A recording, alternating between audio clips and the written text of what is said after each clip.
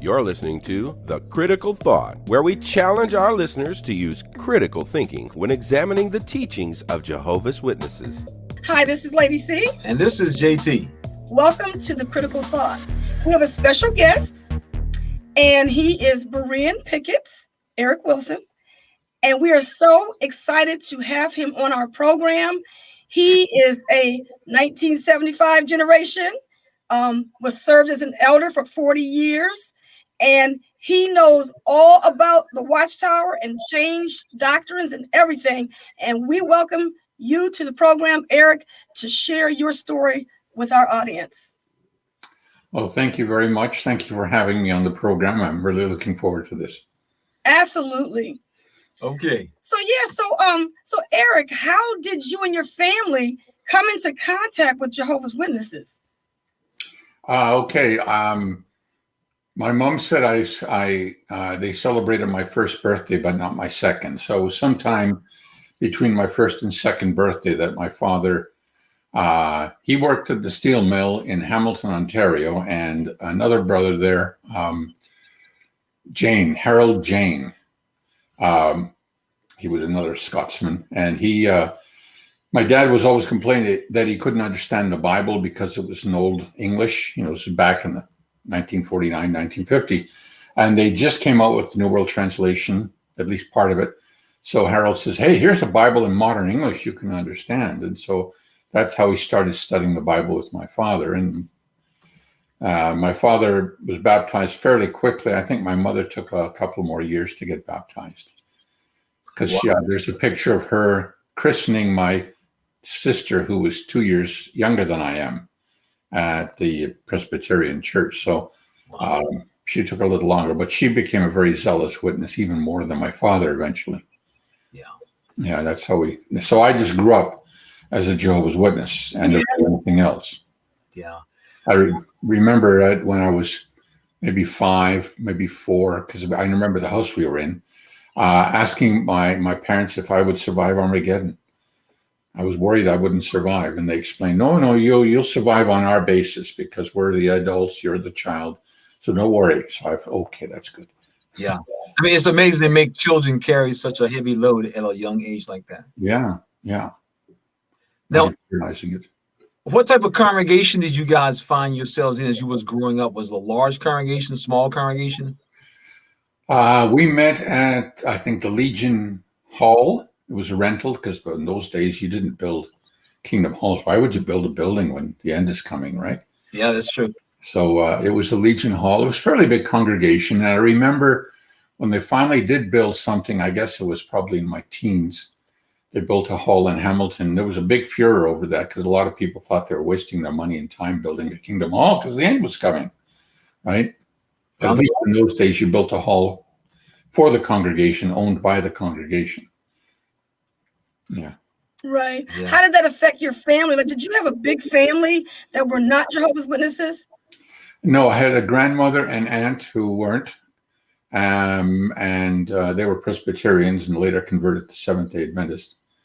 But that never really affected us because my father was kind of like the head of the family. My father was born in India, part of the great Scottish and English colonial immigration, right? He was Scots background. So they came over from India and to Canada when he moved to Canada. He used to be in the merchant marine during the war, and he wanted to settle down. He didn't want to go back to India, so they came to Canada. And so it was just my grandmother, my aunt, my sister, myself, and my parents. And that was the sum total of my family. Wow. Yeah. So basically, over the years, you, as with all witness people and witness kids, you went through the regular no holidays and things of that. Yeah. I remember in grade 7 and 8, because we moved to a small town, and the I guess you call it middle school, or forgot what we called it then. But anyways, pre high school, I don't know if they recited the anthem, I think it was, or they played the anthem, one of the two. And I had to stand outside of class every day. So when they did that, I'd go outside, stand in the hallway, and then when they finished, I'd go back in. So that was it immediately sets you apart from everybody, of course. I totally understand you. I did that on the military base. Mm. My teacher was a decorated Air Force, retired Air Force, and he was my teacher, and I had to do the same thing. Mm. Very humiliating. Yeah. Yeah, I mean, it's and you're at such a young age, and as you know, as the old saying goes, children can be very cruel, and so classmates, they're it's just mercifully they just they just get you. That is amazing. So now, as you, like most witnesses, you grew up, you reached adulthood. When did you decide that you wanted to actually become one of Jehovah's Witnesses? I got baptized when I was 14, so fairly early on. But more because that's what you did, right? That's what you did. It wasn't like I didn't really understand much about anything. And it wasn't until I was, even at the age of 19, I moved out of the house at 18, lived with a couple of guys, was working at the steel mill. And because, I couldn't go to university because it was 1967. The end was coming in 8 years. I would barely get out of university by the time, everything was destroyed. So, I just went to the mill and worked, even though I didn't really want to be a steel mill worker. When I was 19, my mom and dad said, "Hey, we're going to go to South America," because they were both from hot countries. My mom spoke Spanish. She was raised in Argentina, and so they always hated the cold. So this was a great excuse for my dad to take early retirement. He was 55. Take his package from Dofasco, and they were going to go to Colombia and preach, where the need was great, until the end came in 75. So I thought, hey, this is a great adventure. So I decided to go down, but more because it was an adventure, not because I'm going to serve where the need was great. Matter of fact, I had hopes of buying a motorcycle and tooling around South America. Yeah, but it didn't turn out that way. I met the missionaries because the moment you go down to South America, especially back then, you're kind of in an immediate higher status, right? So you hobnob with missionaries, etc., because you're a small group of foreigners. And I started to take, as we said then, the truth, seriously. I tried pioneering and started studying the Bible. And that's when I began to really become a full-fledged Jehovah's Witness. So I was 19, 20. Yeah. So how did you end back up in Canada then? I was there 7 years. Mom and dad came back a little early because their funds ran out. And I came back in 75, in October of 75, mainly because I needed to work, I needed to get some funds. So I came back thinking I'd go back again and continue, but I ended up meeting my wife to be and the Spanish congregation in Toronto. And so I got married and ended up staying in the Spanish in Toronto for the next 16 years. Yeah, serving in what they call foreign language church. Was it a very large Spanish population at the time, or did it just simply grow over a period of time? When we got there were 7,000 witnesses. When I left, there were about 15,000, so it doubled. I don't know what it is now, but I remember checking a few years back, and there were more witnesses in Colombia, which is about the same population as Canada, very close, in 35 million. But there were more witnesses there than in Canada, like 140,000 compared to 110. Yeah. So the need isn't greater there anymore. The need, if anything, is greater here. Yeah, no, right? Right. It's true. But you know what? How did things happen? How did things turn out for your parents with them running out of funds? He leaves and goes back to Canada, but does he take a job? Yeah, he ended up becoming a maintenance man at a local hospital. So he used his skills to manage the boiler, and he controlled the boilers for the hospital, and then he did other duties. So he it was a step down for sure, but it gave them enough money to keep going. And then eventually he went on full retirement with the government pension, and they got into a government-assisted facility for rent. And when he was there for the rest of his life, he died at 76. My mom died at 59 from an aorta dissection, so he was alone for 7 years before he died. So they didn't have much money. They used it all up. If he'd stayed and taken full retirement, they would have retired comfortably. But that was another problem with 1975. A lot of people figured they didn't need their money, so they made bad choices. Yeah, we saw that with so many people when I was growing up. People, they quit their jobs, they took part-time, and they was going to just pioneer until the new system came. Yeah. And so when we see them now, when we go home, you see them, and unfortunately, they are struggling. Mm-hmm. But during that period of time, did you have any doubts or questions, or were you pretty much just trying to be a good, loyal witness and keep your head to the grindstone, as it were? No, I don't think I ever had any doubts. My problem is I accepted the logic of the doctrines without really scrutinizing them. I could make sense of 1914, but I was accepting all the premises as givens. I could accept the other sheep, again, accepting the premise upon which it was based without actually establishing whether the premise itself was scriptural. But I didn't have a lot of, I didn't have a lot of esteem for prominent men because, I was involved with, I knew all the missionaries in Colombia. I was in 3 cities. We traveled a lot, got to know them all, saw all their foibles and thought, they're not so spiritual after all, right? And then I got in touch with the branch and all the silliness that went on. And so I never had a great esteem for them. I remember in let me think. I think it was 72. There was an article, a new light on Matthew 24:22. It says those days are cut short. Okay, and we used to think that those days being cut short was Jerusalem wasn't totally destroyed. So what, 70 or 80,000 people survived, and so those days were cut short on account of the chosen ones. And so I thought, well, wait a minute, the chosen ones were not there. They'd already left. So why cut the day short on their account, right? So I wrote a letter into Brooklyn. And this was at this time, Brooklyn would answer you. Oh, yeah. Now they don't. They send it to the local branch. And then if they feel there's trouble, they send the elders. But in those days, they would answer you. So I got a letter back, and it made no sense. I still have the letter, actually. And it said it wasn't on account of them, of the chosen ones. It was on account of their not being there. And I thought, well, that's my whole point. Yeah. So I thought, okay, we don't have shining, great scholars there. They're not bright light bulbs there. That's okay.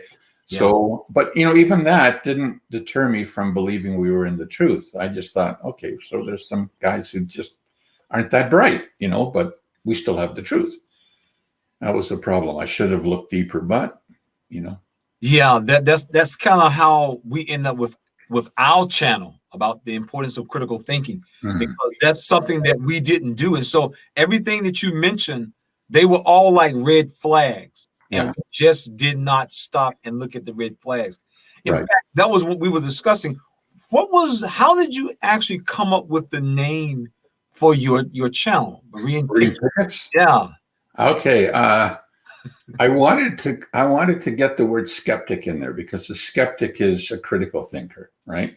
Not a cynic, but a skeptic. But I thought at the time, the idea for the channel wasn't to become like any kind of activist channel or attack witnesses. The premise at the beginning was, let's get like-minded witnesses who are willing to do deep Bible study and let's do it together and figure things out, and obviously we don't want to discourage people.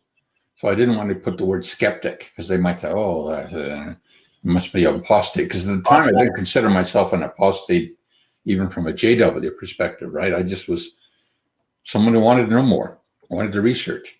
So I went to an anagram generator and found out what words you could make from skeptic and pickets. Okay. So what's a picket? Okay, well, a picket is a guy who stands by a post, guarding the camp, right? Or he takes the lead when you're in a foray. So that made sense. Okay, because we're kind of at the cutting edge. We're taking the lead and investigating, guarding the camp. Okay, so it kind of fits Pickett's and Skeptic. Yeah. That's where I got it from. Okay, Excellent. good. Excellent. Yeah. That's good. Yeah. Yeah. And Berean, of course, because, Yeah, the Bereans. Yeah. Yeah. So I should have taken the American spelling and not the old Greek. okay. So now what, after all these years you've served, I think you served as an elder for almost like 40 years. So you've seen all kinds of judicial cases. And I think one of the things that you made the point was you got a chance to look at the men behind the curtain. And when you see the men behind the curtain, you realize they're not quite what you thought they were or what they oftentimes present themselves to. Oh, yeah. Yeah.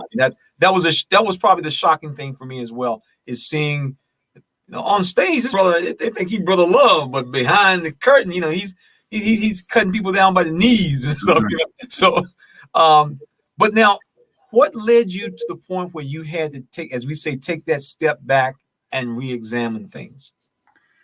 I was starting to get, I guess, annoyed by things in the early part of the century, like around just when we came into the 21st, But it was more I was getting annoyed that they just wouldn't admit they were wrong. Yeah. That bothered me. If you made a mistake, say, we made a mistake, and we'll just embrace you. But don't say, others thought, or it was thought, or in the publications it used to say, we made a mistake, and they wouldn't do that. And it used to annoy me enormously. So I'd constantly be complaining and finding fault with things with my friends, but I never questioned that we had the truth. And I guess it was because where else would you go? I mean, I've talked with Catholics and Protestants and Baptists and Baha'i and you name it. I've talked with them extensively, and there's nowhere else I'd think, oh, they have the truth. So, that was very much what kept me going. But when they came out with the overlapping generations, I thought, wait a minute, they're making it up. That's just made up out of nothing. And if they can make that up, what else did they make up? Maybe they made other stuff up. So for the first time, I began to look, and I had a friend who kind of a little ahead of me waking up. We started talking about 1914, and I'm defending it. I'm saying, yes, but this. He'd say, yeah, but what about this? Oh, yeah, right. So, well, what about this? He'd say, yeah, but what about that? And he was constantly using the Bible to force me to realize that my whole argument was based on assumptions, right? Not reality, but assumptions. And once you took those assumptions out, there was no foundation for the whole doctrine. And even then, I didn't say, oh, well, we don't have the true religion. Because I thought, well, we've been wrong about prophecy before. We're wrong about this one. Now, I should have seen deeper, but my development wasn't such that I could see deeper, It's funny how you continually justify things. Like then I learned about the UN scandal, and that should have been enough, right? But okay, that's those, the idiots are doing stupid things, but we still have the truth, right? We got to blame them. The men are making stupid things.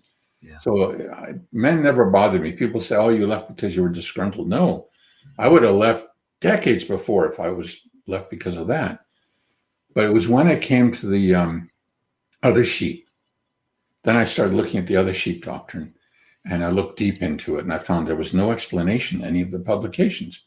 They just say the other sheep have this hope. It was like a given. But where does it say that, And I finally went back to the Watchtower in 1934, where it was first introduced.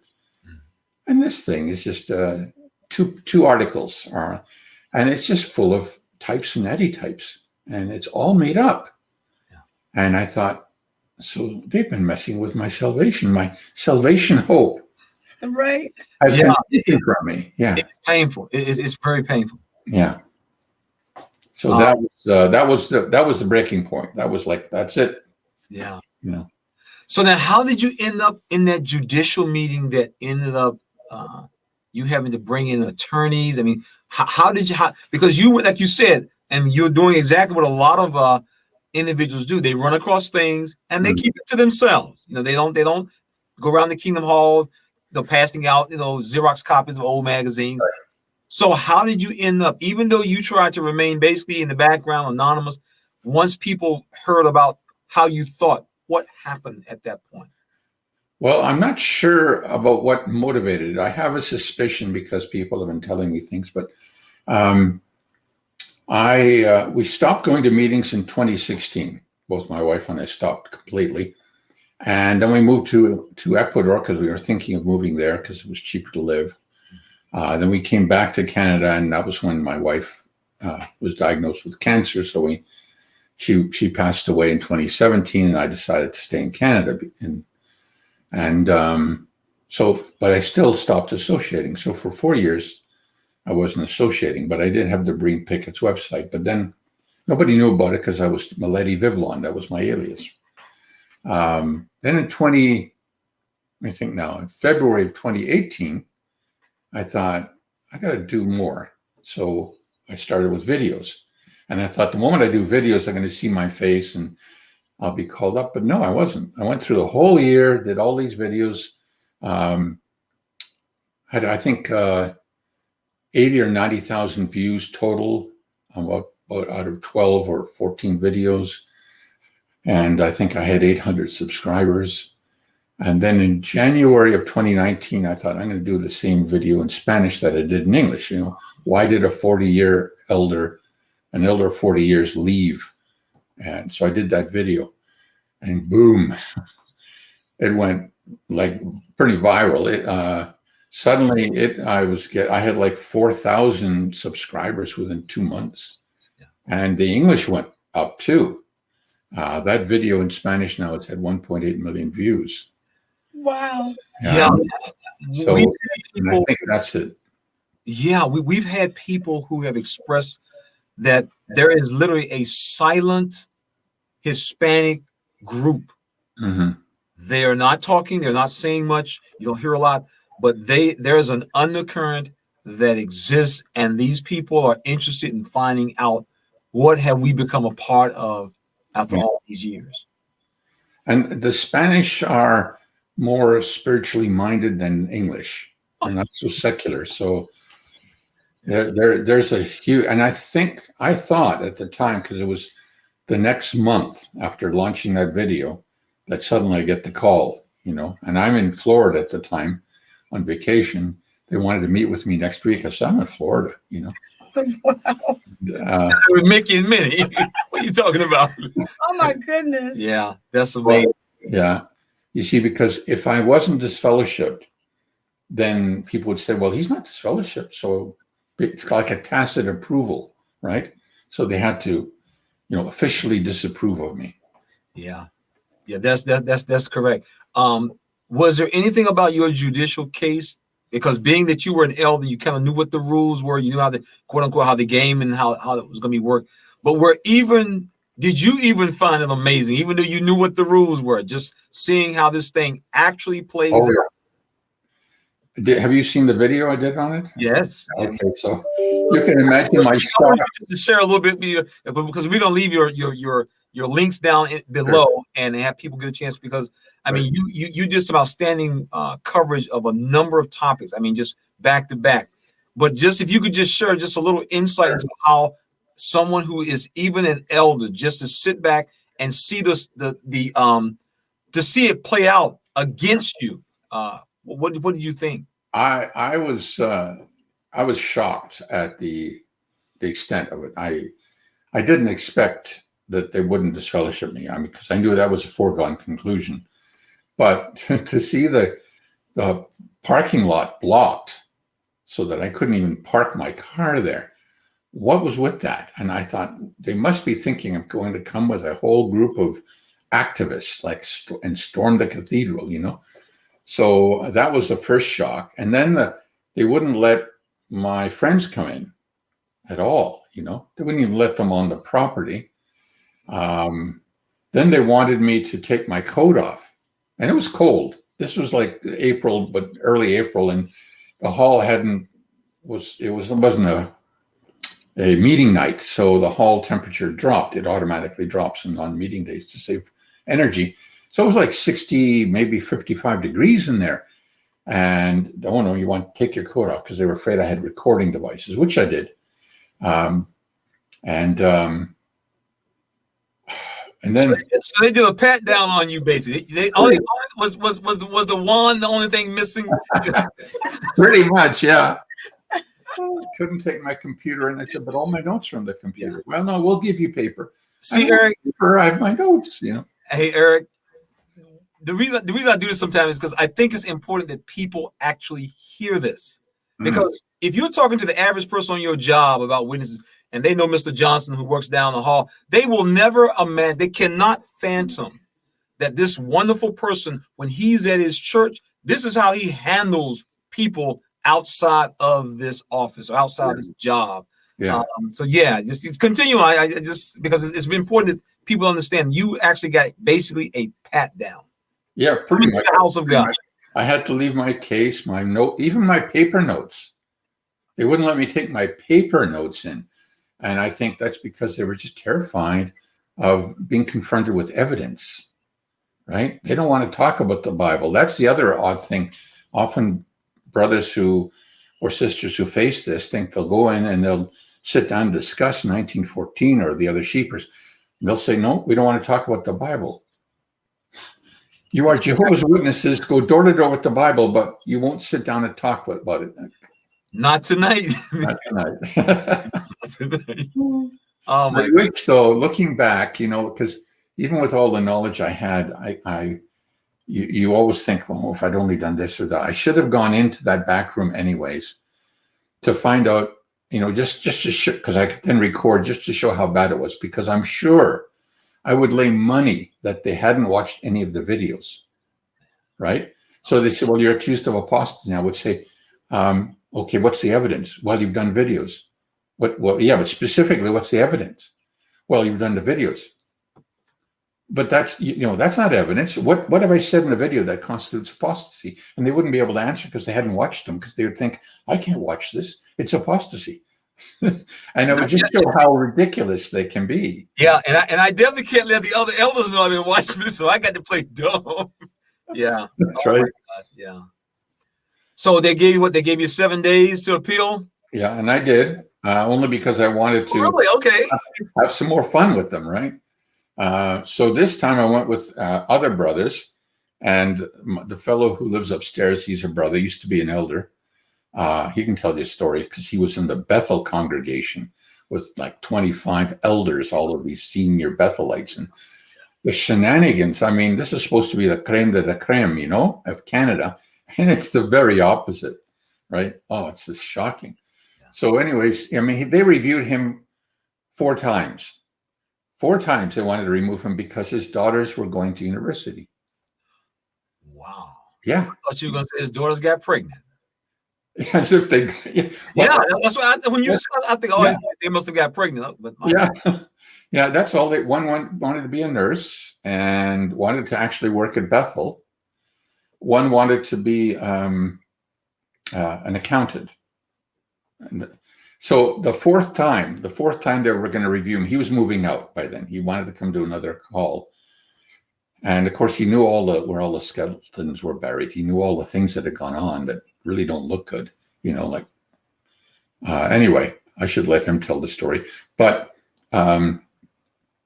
they wanted to review him again, but they had assigned him the annual talk, you know, the special talk for the year. Second most important talk. There's the memorial, then there's the special talk. So they'd given him that to do on Saturday morning. And then they were going to review him in the afternoon.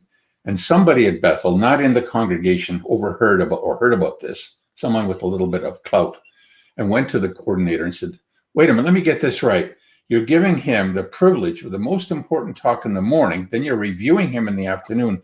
What's changed between the morning and the afternoon? And so they didn't do it. So he only got reviewed 3 times, but they would have done 4 if it hadn't been for that. Yeah.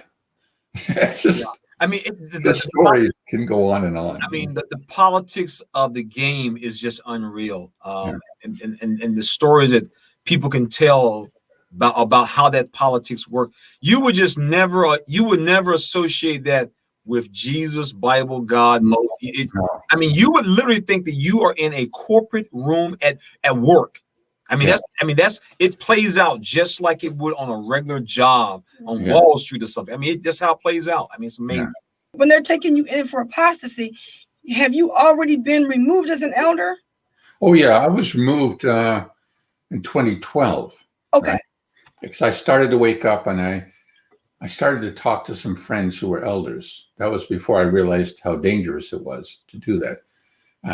But I smartened up. But in the meantime, enough information had gotten out that got them worried. So they met with the circuit overseer and they removed me because, well, it was kind of funny. By then I was pretty cautious of what I said. So I didn't really give them any reason to remove me. They asked me, would I obey the governing body? I was a coordinator at the time of the body of elders. And I said, well, I've always obeyed the governing body, and everybody here, there's like 10 elders, can tell you I've never done anything that disobeyed the governing body, you know? Like I wanted to remove all the letters of introduction in the file because they were always causing problems because, you know, they're full of slander. And I said, let's get rid of them so we don't have to go back to them every time we review somebody and say, well, what about this? And you know, we've dealt with it and we're doing it again. Oh, no, you can't do that because you're not allowed to delete those letters. I said, okay, well, if that's the rule, that's the rule. But 6 months later, the rule changed and now you were supposed to delete those letters. So Yeah. Right. but I didn't do it because I obeyed the governing body. Yeah, we don't want those records around anymore. Yeah, now they know how dangerous they can be. Well, you know, Eric, one of the reasons that we reached out to you is because of a video that you did. And in the video, one of the things that you mentioned was an opportunity for people to help out. We often get people who call us and talk to us, you know, what can I do? You know, what little role can I play? Because I want to have at least something to help out. Yeah. And we wanted to give you the opportunity to re-express what people can do because of a particular issue or case that is moving through the court systems in the country of Spain. Yeah. Would you like to just kind of like recap that and share with our audience what they as an individual can actually do to put their piece on the table to help out as well? Sure. You don't have to be Spanish to do this or even have had a Spanish related experience, but what's happened over there is there's a group of witnesses who have formed an association called the Spanish Victims of the Organization of Jehovah's Witnesses. And the organization is very upset by the title because it says that these people have been victimized, right? So they have launched a suit because this association, to my knowledge, hasn't launched a suit. But the organization has launched a suit to get them to change their name and to disband the association officially, right? Because they don't like to be called victimizers. And what's remarkable about it is that the claims that they've made about them is that they control their followers, discrimination against women, discrimination in sexual diversity, disrespectful attack on other religious options, violation of fundamental human rights, has led people to depression, loneliness, and even suicide. And they deny it all in writing. No, we don't do any of this, right? We don't discriminate in sexual diversity, for example. Well, yes, you do. I mean, whether you agree or not religiously, own it. Just own it. You do, right? And you could say, well, that's what the Bible says. Fine, but you do. Yeah, you should be proud of what your position is. Yeah. And control of its followers. Come on. Discrimination against women. Yeah. Far beyond anything the Bible allows for. They go way beyond that. And a disrespectful attack on other religious options. I mean, have we read their literature? And they say, no, we don't do any of this. So they're lying. And that's what it should be noticed, that they're capable of lying to government officials in legal documents. Yeah. So what we can do to help is, if you've been victimized in any way, then contact this group. And I put the links at the bottom of that video, and I can give them to you as well. Yes. Contact the group, because what they need, they have a lawyer that's very capable of this type. He's an expert in this type of case, but he needs to go to the courts and say, here's all the proof of people who claim to be victims, and here's why they make that claim. And that proof will be overwhelming. Well, you know, Eric, that's a good point, because what that will do, it will provide literally an international flavor. Yes. That these are people all around the world in different parts of the earth, and they're relating the same experience, especially we know when it comes to disfellowshipping and the impact that they have. And you're right. One of the things that you and I discussed the other night was that what we are literally looking at is the height of hypocrisy. Yes. And, you know, we have a little running joke that nobody does hypocrisy like Watchtower. And here we have the Watchtower, as you said, is claiming in legal documents that their reputation, their name, their image is being besmirched, being made to look bad. Yeah. And of course, you're thinking, do you know how many people use this fellowship every year and make their names look bad? Other groups and everything. And so it's just another example of the type of hypocrisy that the Watchtower can do literally with a straight face. I mean, literally with a straight face. Yeah. Well, that thing from the Royal Commission, when the lawyer, together with the branch overseer at the time, tried to defend the shunning process by saying, we don't shun them, they shun us. Holy mackerel. Yeah. Right. For anybody in this fellowship who heard that, they probably fell out of their chair. Yeah. Yeah. When they made such a ridiculous claim as we don't shun other people, we don't shun people with this fellowship and everything. But yeah, and so that's what we would like to do. For those who are watching this video, we're going to provide some of the links to the information. Eric was kind enough also to provide links to the actual document that the court is filing. It's a fascinating read. I mean, you read it and it's like, this is so opposite of everything. You may recall, Eric, at one time how the organization did not have a public relations department. The official position of the organization when I was growing up, and probably when you recall as well, was we do not respond to our distractors or our enemies. We have nothing to say. Right. And so I remember as a kid, you say, why does society come on TV and say something? And the brothers would say, well, we're preaching the good news of the kingdom. We don't have time for that. And we'll let Jehovah take care of that. But as you know, the Watchtower ended up setting up a public relations department because they realized they were literally losing the battle of the public perception, because you have all these people who are talking.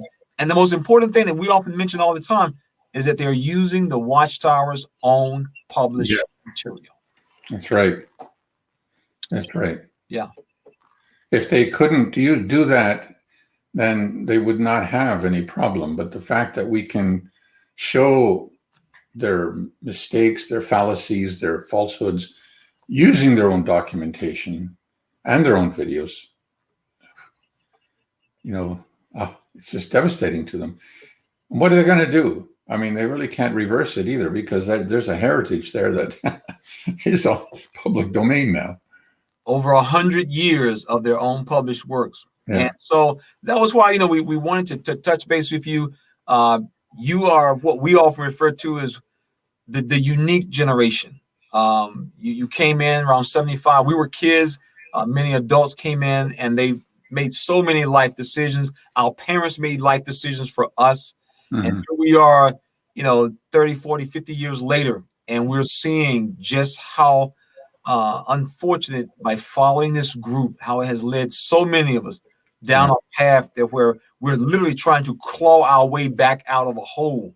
And so that's what we try to do on our channel, is let people know that, we went through it, but you can come out on the other side.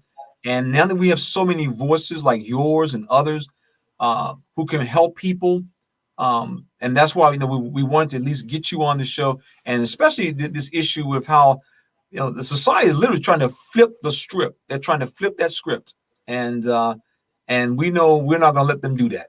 We're going to keep on. Yeah, we're going to keep on. Now, doing Eric, it's interesting that you said that really you're just really waking up. What I think your first video was 2018. So at what point did you wake up and really see this religion for what it was? 2013. Oh, so 2013. 2013 is when I remember being at the convention that year, and that was the year that they had that talk, Testing Jehovah in Your Heart, where they said that if you even think contrary to what the publications say, you're testing Jehovah. And I remember almost weeping, like tears came to my eyes, because I thought, you've taken this beautiful thing that for me at that time was a beautiful thing, this organization that I esteem so much, all my life, worked so hard for, and you've just thrown it in the toilet. So I blame them for, because things weren't always this way. I mean, yes, now I look back and yet there was a lot of dead rot from the beginning, but it's just gone so bad lately. And so 2013, I woke up. I still went because of my wife. She didn't want to break the connections. We had all our friends, all our family. So I kind of went, but it became more and more difficult to go and sit there and listen to. I mean, sometimes I wanted to stand up and say, is nobody paying any attention? Aren't you listening to this? Did you hear this? Did you hear this? Yeah, that is so true. Wow. I stopped going, I think, in 2015. She continued on for a little bit. And then once we went to Ecuador in November of 2015, we stopped entirely.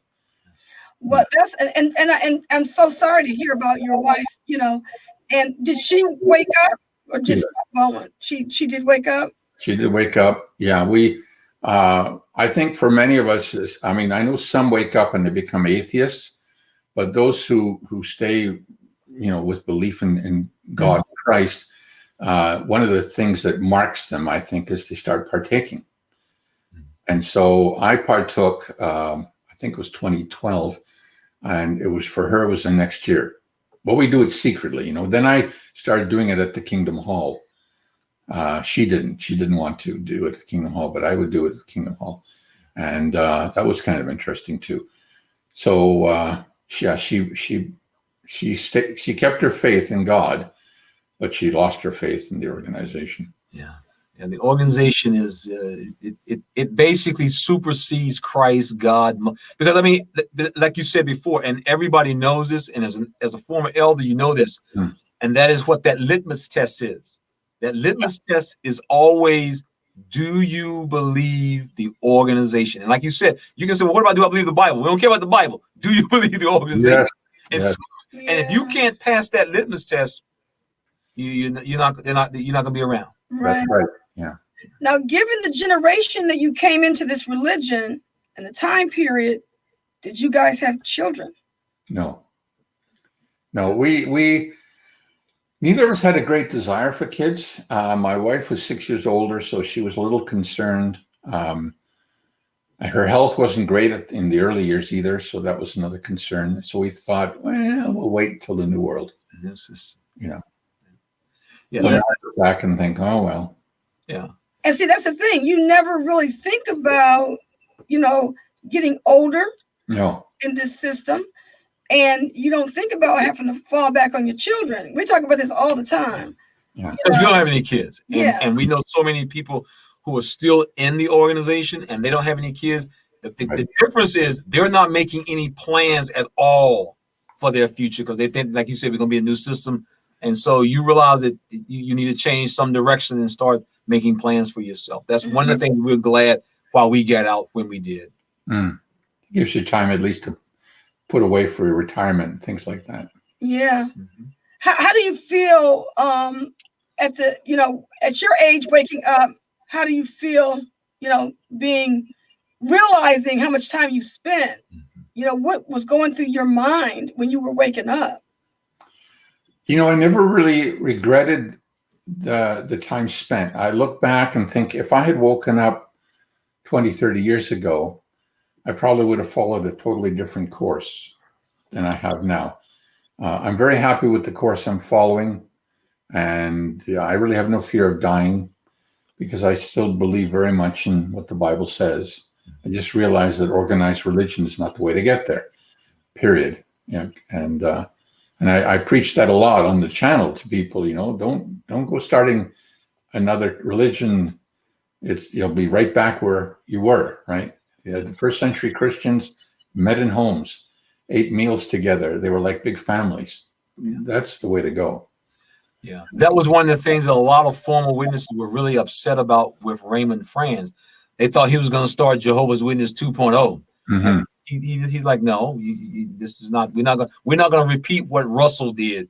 That's right. 50 years ago. And so just once again, all revolves around people being able to think critically about what they do, especially going forward. Yeah. But one of the most important things that I find for people, especially if you leave the organization, is at least now you can have a certain measure of peace of mind. Mm-hmm. Because we all literally lived our lives under fear. That was an issue that you had raised earlier. We were simply living in fear. I mean, I think about the people who are watching this video right now, who are still in. And when they're honest with themselves, you're living in fear as a grown person of having an open discussion just like we're having right now. Yeah. And that really should be a trigger for you. Why am I having if I was like you said, if you told a Bible study this, they think you were crazy. And so this is really an opportunity for all of us really to keep evaluating, where we are and what direction we're going in. But I tell you, Eric, it's been a pleasure having you on this evening. Yes. And I think the audience will enjoy, especially when, like I said, we will invite everyone who would like to take a look at the links. And if you want to share your personal story and let it have some meat to it, what better way to do that than to share it literally with a legal court case as you tell your story of how you have personally been impacted by this religion. Right. Yeah. Excellent. Well, yeah, thanks so much. And everyone, get a chance to check Eric Wilson out. Got the links to his channel there. Very well researched and presented information. Just totally enjoy your channel. Yeah. Oh, thank you so much. Thanks for coming on, Eric, and glad that you're doing well and hope that you continue to make good progress. All right. Thank you. And the same for the two of you. Oh, you're welcome. Yeah. Thank you. Thank you. All right. So this has been Lady C. And this has been JT. And we'll see you on the next video. Hey, this is Lady C. Thank you for tuning in to The Critical Thought. We appreciate having you in our audience. Not only that, but we invite you to subscribe to our channel and be sure to hit that bell so that you can receive notifications when we upload new content. Be sure to follow us on Facebook and Twitter and give us a thumbs up if you like this video. Thank you for being in our audience. This program was sponsored by Critical Thinkers.